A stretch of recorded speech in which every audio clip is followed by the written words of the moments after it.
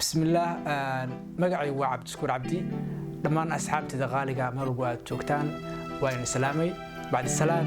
وحايدها يا فرين آد قالوا maanta waxaan abuuray channel caalami ah oo u taagan dhammaan bulshada Soomaaliyeed kaasoo magaciisa la yiraahdo Rajada Dhalinta haddaan faahfaahiyo wax yar rajo maxay tahay rajo waa eray aad iyo aad muhiim u ah kaasoo ku siinaya hami kaasoo ku siinaya diilo oo aad ku xaqiijin karto guusha adiga aad leedahay dhamaanteen waxaan leenahay rajooyin kala duwan kuwaasoo aan rabno inaan ku meel marno nolosheena laakiin haddii aanan aqoon meesha u raaci lahayn iyo hadafkii aan mari lahayn taasi may suurtoobayso waxaa jira maanta dad badan jooga dunida dacaladeeda kuwaas oo rajo ka lahayn guurkooda oo rajo ka lahayn yacni caruurtooda rajo aan ka lahayn caafimaadkooda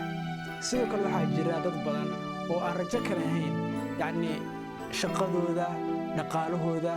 iyo mas'uuliyadnimadooda sidoo kale waxaa jira nafsad ahaantooda ayaga aan wax rajo iska lahayn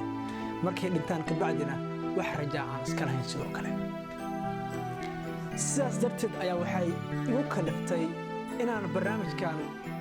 la wadaago oo abuuro channelkan aan ugu magacdaray Rajada Dhalinta waxaan rajaynayaa dhalin aad u badan dad aad u badan inay qayb ka qaataan oo la wadaagaan fikradahooda ana sidoo kale aan la wadaago adinkuna aad in badan ka faa'iido doontaan si aad ula socoto channelka fadlan subscribe de button-kana ha ka iloobi mar kale mar labaadba soo dhawaada adinkana soo dhaweeya waad mahadsantihiin